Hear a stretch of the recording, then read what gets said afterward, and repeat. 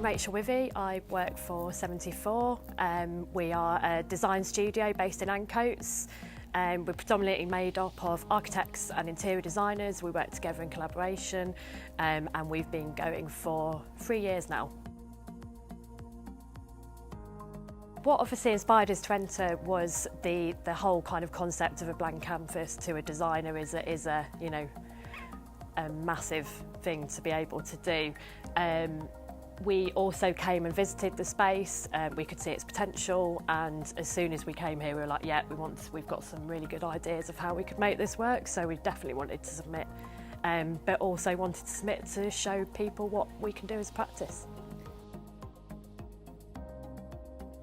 Once we got the floor plate, we actually looked at, rather than thinking of it in 3D, we looked at it in terms of flows in and out of the space, how the building was designed in terms of external facade and inner facade, where those solid elements were, and how we could carve that space up into zones but not be detrimental to the existing fabric of the building.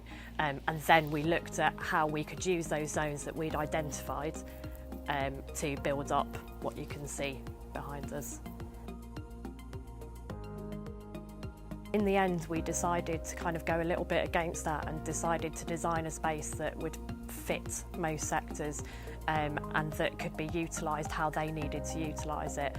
So for example, a call centre, this could be used as their tranquil setting to go and have a bit of time away from their desks, away from the noisy chaos of the floor plate. But for a media sector, maybe they could have a brainstorming client presentation in the middle. So we didn't want to necessarily define it as a kind of cliche for that particular sector. We wanted to design something that was quite human-centric and was more about us as people.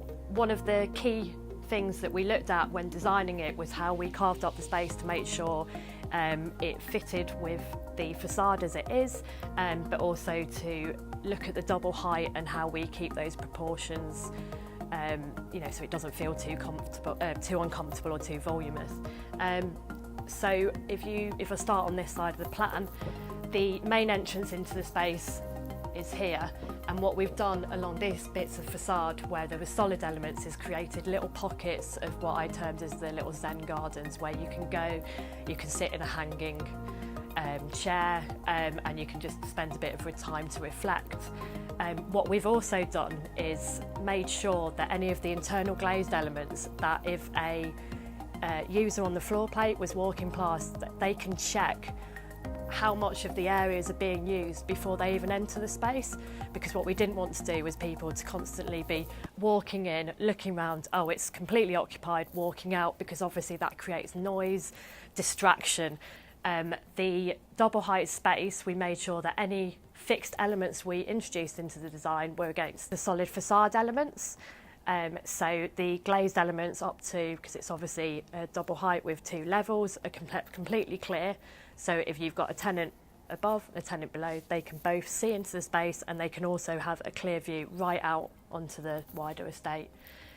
So the planting chandeliers that come down in the centre, again, are all based on where the solid facade element goes. So you've got that clear view through, but also to create natural light coming in and hopefully get a bit of that natural light feeding onto the floor plate as well, because we don't want to block that. So there's a lot of kind of logic in not blocking up the glazed facade.